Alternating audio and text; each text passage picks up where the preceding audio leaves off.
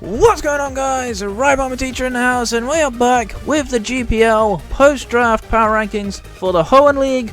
As you can see in the top right corner of the screen, we've had a bit of a change-up of hosts.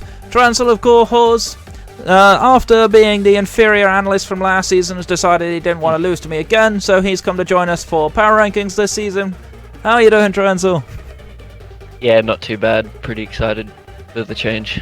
Hells to the up. So, of course, for those of you who haven't seen the power rankings before, we normally do these by win-loss and differential, but as this is post-draft, we have no matches played yet, so this one will be a little bit more subjective, will be based on our opinions, but to give you a quick rundown of the sort of things we look for, we generally look for a lot of completed cores, such as Fire, Water, Grass, Fairy, Dragon, Steel. We look for entry hazards, such as rocks and stuff like that, as well as removal in things like Defog and Rapid Spin. We tend to look at utility options as well. Things like knockoff is generally very solid for teams. We look at duplicate typings as a potential issue, especially if they have common weaknesses. And we also tend to look for good mixes of bulk and offense on physical and special sides. That's to give you a quick rundown of what we look for when we judge our teams. So if you think your team should be higher, definitely let us know. But that is, of course, our opinion. That's why we do this. It's a little bit more fun. But just to start us off, at the moment we are one coach short in this league, as we haven't heard from Crimpix yet. Crimpix is yet to complete his draft. So therefore, for the purpose of this video, there's only going to be 9 coaches in the rankings. Just to make this a little bit easier for us to record at the time. Crimpix, if you do end up catching this, let us know how things are going, dude. But either way, let's jump straight on into rank number 9, and that is going to be Ted for Prez and the Atlanta Talonflames. Take this one away, Trancel.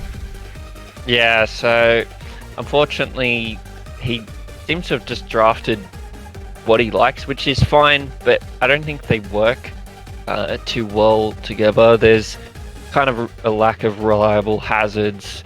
There's multiple trick room setters, but there isn't too many to abuse it with. Only being like Drampo and Azur. Potentially Dusk Really? Noir, but that's not the best abuser either. I think it gets trick room as well. It so does, yeah. Do it for itself, yeah. Yeah. I think the biggest problem with this team, though, is kind of how static it is. There's only one pivot on the team, which is that Talonflame. I guess there's 2 with Porygon Z getting teleport, but Porygon Z doesn't really appreciate running teleport, given the fact it's more of an offensive style Pokemon. It's kind of an interestingly weird mix of Pokemon that doesn't really have enough synergy to me to kind of justify having it. Of course, he does have the duplicate grass typings in the Exeggutor and the Virizion as well. Hitmontop, I'm not a huge fan of the pick. I've said this multiple times over, I don't like Hitmontop in singles format. I think it's a doubles Pokemon.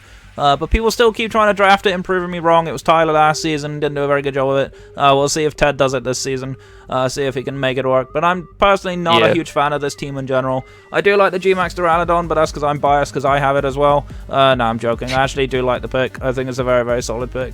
Obviously, without the Life Orb, it is having to hold a Pokeball this season. It does kind of suck. It does lose a little bit of damage output, but it is a very well-rounded Pokemon minus the special defense. It is an interestingly weird mix. I don't think this team works as a team, but I'll be interested to see if Ted lives up to his name and if he needs help or not, or if he actually pulls off a complete heat shock of the system and actually turns out to be way stronger than we thought it is. I believe he actually... I'm trying to think who he plays week 1. I don't remember. I'm not as familiar with the Hoenn schedule. Is Crimpix. I would be Crimpix if Crimpix is here, so that'll be an interesting match to settle him in on, if the match actually happens. But yeah. Alright. There's a lot of pressure on Wheezing as well, like as a wall, and Hitmontop does get triple axle, but I don't like that move. I don't think it's enough to justify Hitmontop. Yeah. But either way, let's move on. Let's move on to number 8, which is going to be Galaxy Bomb and the Razor Leaf Roserades. This team, I think, had a good idea in mind, but I felt like they weren't able to execute on it. A lot of the issues that I see on this team is a huge lack of decent physical offense outside of Corviknight, and potentially Carkol with like the Iron Defense body press strats. Rhydon is in the same boat. There's not a huge amount of physical offense. A lot of the big offensive pressure comes on the special side, which is a little bit of a massive imbalance. The other big problem is the huge amount of quad weaknesses that exist on this team. You've got Rhydon that's quad weak to water and grass. You've got Carkol that's quad weak to water and ground. You've got Flygon being quad weak to ice. There's a lot of these quad weaknesses coming up, which in draft is going to be very easily punishable by a lot of people that run a lot of coverage moves and tech moves and stuff like that. The other big problem I see is entry hazards. Entry hazards are often on lower tier Pokemon, which can be a problem as lower tier Pokemon don't come to as many games. Rhydon is a good rock setter, Carkol is also a good rock setter, but aside from that, there's not a huge amount. Roserade, I believe, gets toxic spikes. Could be wrong on that. I know it gets regular spikes, but there's not a huge amount. Yes, Orbeetle does get webs. It's a G-Max without heavy duty boots though, which is unfortunate. Heavy duty boots is kind of nice on Orbeetle, so it can actually switch in and be weak to rocks at the same time. Obviously, only being held to a Pokeball, it's not as safe as switching on rocks anymore. That's something to bear in mind. His speed tiers, I think it's just Healoisk and Flygon 109, 100, and then it kind of drops. I think Reserade's 90. Oh, Persian at 115, so I guess it's like his pivoting option, but that is your fastest mon. Not really seen as like a revenge killer or something like that, so may struggle with that. Yeah, that quick attack Heliolisk though. It is stab, just like base 50 attack or whatever it is. But yeah, nah. There's not really a lot to offer here in terms of that, but I think this team could be interesting. There are potential avenues for this to work, but I'd like to see a bit more like good physical hitters on the team because there's not that many that I can see from this team. Alright. Coming in at number 7 is gonna be Tyler, of course, and he's sleeping Snorlaxes. I do want to give a special shout out to his video and his absolute carry of the team, Graplocked. Just kidding. Graplocked is not as good as you might think it is. Yes, it does get a very high attack stat with a choice band, but the one thing that Tyler's forgotten about with Graplocked is its only priority move is Sucker Punch. And that's one of the biggest problems with Graplocked. It's why it often fails as a Pokemon and why it's in tier 5. But alongside that, of course, this team, when I first look at it, it screams hyper offense to me, but it's missing the key element which makes hyper offense work, which is sticky webs. Did actually watch Tyler's video. He did actually think Excelgor gets sticky webs. Unfortunately, it doesn't. But there is a free agency pick sitting in tier 4 that does, and that is Shuckle. Shuckle actually fits very nice on this team with access to both rocks and webs. It can be a very, very annoying Pokemon. It does definitely work as a lead for a team like this. We did also have question marks over the Copperajah pick. I love Copperajah, don't get me wrong, it's one of my favorite Pokemon, but in this kind of style of team, yes, it's got okay bulk, but it doesn't really fit. The problem I see a lot with this is Tyler's drafted a relatively hyper-offensive team, but he's more of a bulky offensive style player. If he was a hyper-offensive player, the Copperajah for Lucario trade sitting in tier 3 looks absolutely inviting to me. Like, I would snap that up, no problem. Plus, Lucario is his mascot as well, so it's kind of surprising that he didn't pick it up. There is also a question mark over the Galarian Darm pick. He did actually pick it thinking that Guerrilla Tactics wasn't banned. Unfortunately, we're smart. It is banned. But yeah, I feel like this is a playstyle clash. I do like the Togekiss and the Haxorus picks though. Those are very, very nice picks. And the G-Max Gengar is always very good offensively, but it'll be interesting to see how that operates without a held item, or with only a Pokeball rather.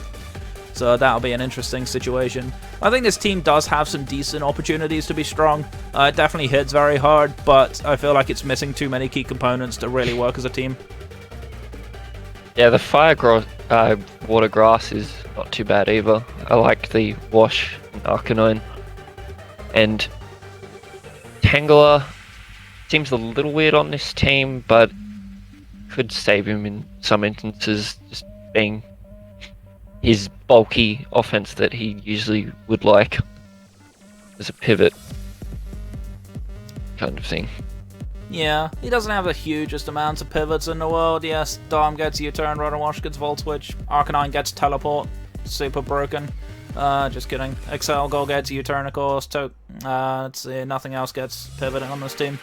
Does have Ditto. Ditto can be interesting. It doesn't actually copy G-Max in the way that he hoped in his video. That's not quite how the G-Max works. It only copies the regular base, but yeah, it's interesting.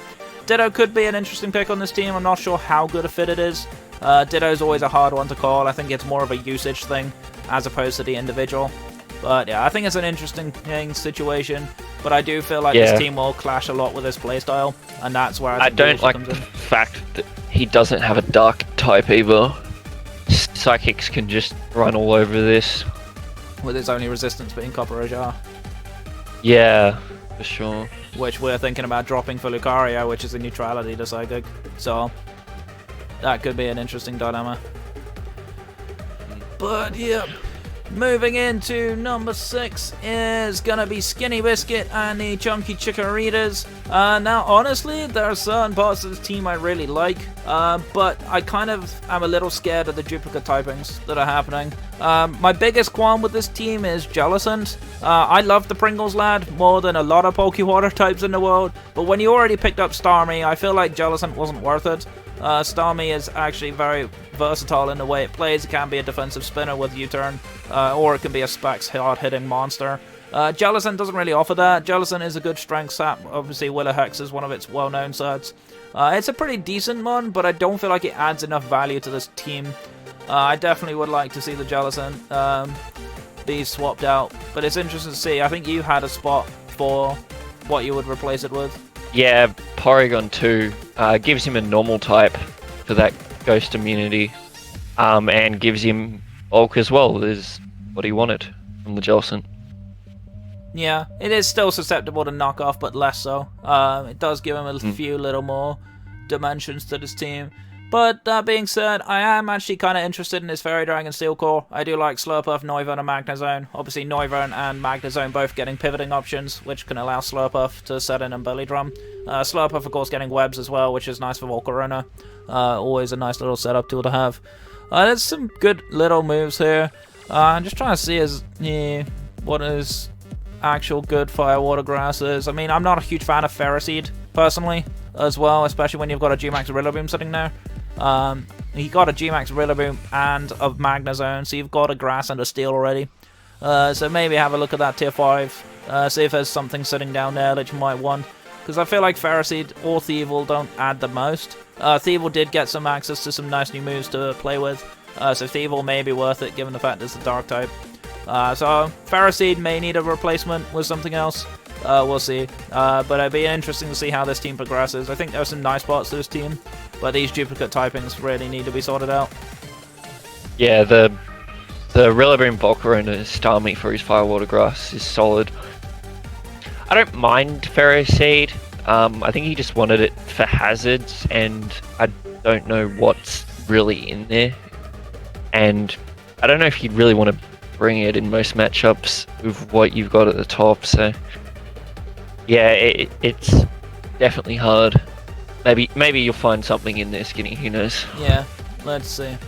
Alright, coming in at number 5 then is going to be Pelly and the Niagara Pelipers. This team has a lot of interest to me. I think it has a very, very nice Fairy Dragon Steel. I do like the Dracozolt. It's an interesting little pickup. Alongside the Grimmsnarl and the Aegislash. It can be physical offensive heavy, but Aegislash can be either physical or special, works both. Grimmsnarl can somewhat work special, but I prefer it physical regardless. But I do have certain question marks over the Thwacky pick, as well as the Barraskewda. Barraskewda definitely felt like a very odd pickup, but it definitely fixes a speed tiering issue, and also hits like a truck. That thing's a nightmare in a lot of instances. It doesn't do well against Rillabooms though, thanks to Grassy Glide and stuff like that. Doesn't do well against Priority in general.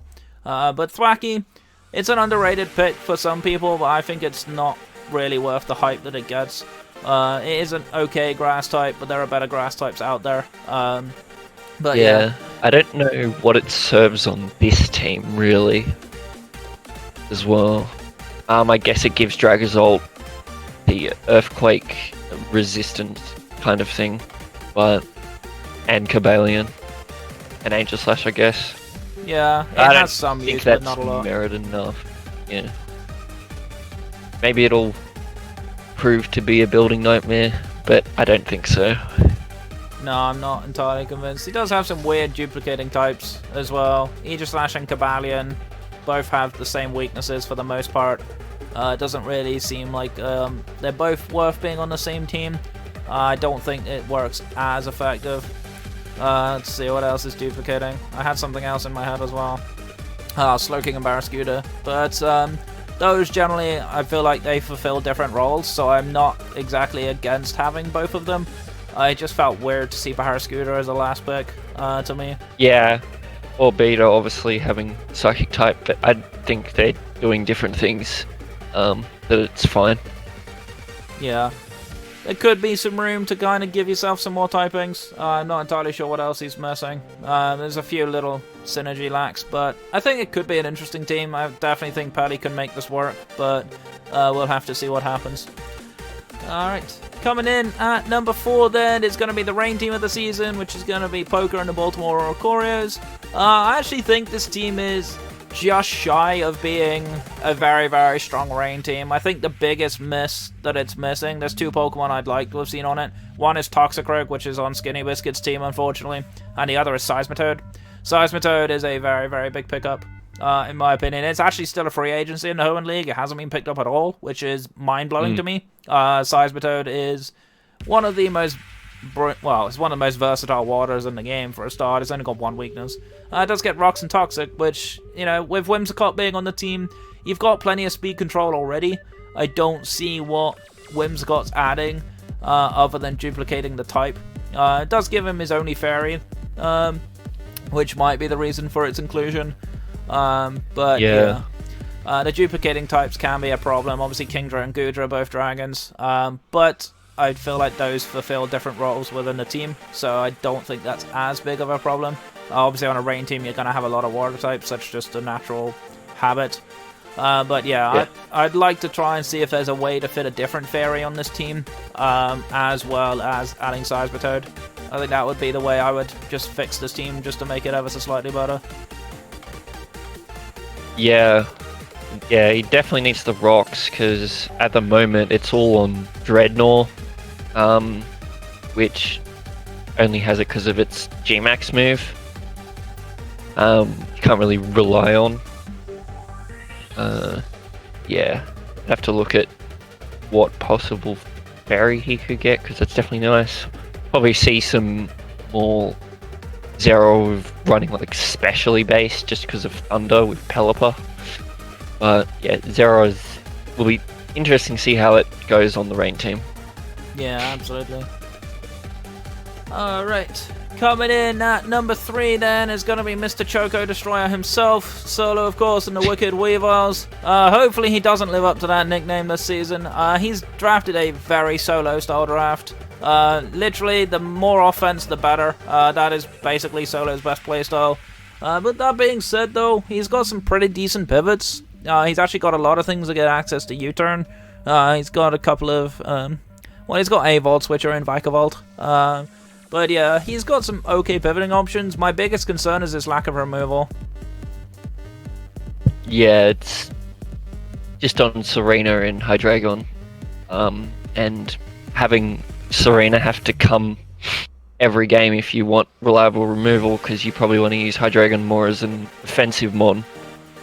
Could be a bit of a problem. Only the Galar version of Weezing gets defog, so can't even use that. The 2 dark types, I think that's fine. With the Bishop and Hydreigon, they just kind of break for each other, being physical and then special. Very scary as I face him the first week. Definitely a problem for me. Yeah, for sure. I like the Gardevoir just for like tracing, for just weather in general. There's not as many weather teams in this, but no, they're all in my division instead. I do think the Gardevoir is an interesting pick. It does duplicate the Fairy with Primarina. Both are relatively special wall breakers, which could be annoying, but I don't think it matters so much. Primarina being a water type gives it an extra dimension as well. But I do think there's a lot of interest here. The hazards on the lower mons, kind of a surprise, but because you're never really going to want to run rocks on Lycanroc Dusk form. That's more of like a banded, wall breaker / swords dance sweeper style Pokemon. I don't think you really have the time to run rocks on that, so you're kind of relying on Crustle and Golurk, which not ideal Pokemon to be using as rock setters. Crustle's actually not bad because of Sturdy, obviously, but yeah, that's kind of the interesting dilemma there. It's kind of a very hard-hitting Mon. I feel like this is literally Hyper Offense at its finest, which is what we expect from Solo. We expect him to be in your face. We expect him to hit you as hard as possible and hope you don't have an answer for it. That's just the way Solo plays the game. But it's been working for him for a while, so why not? Alright. Coming in at number 2 then is going to be Exo and the Exo Stomp Excadrills. Probably the most top-heavy 10-man roster I've ever seen, plus G-Max Pikachu. Yes. Definitely an interesting strategy. It's not something I thought would ever come out, but I actually think this team has turned out massively strong.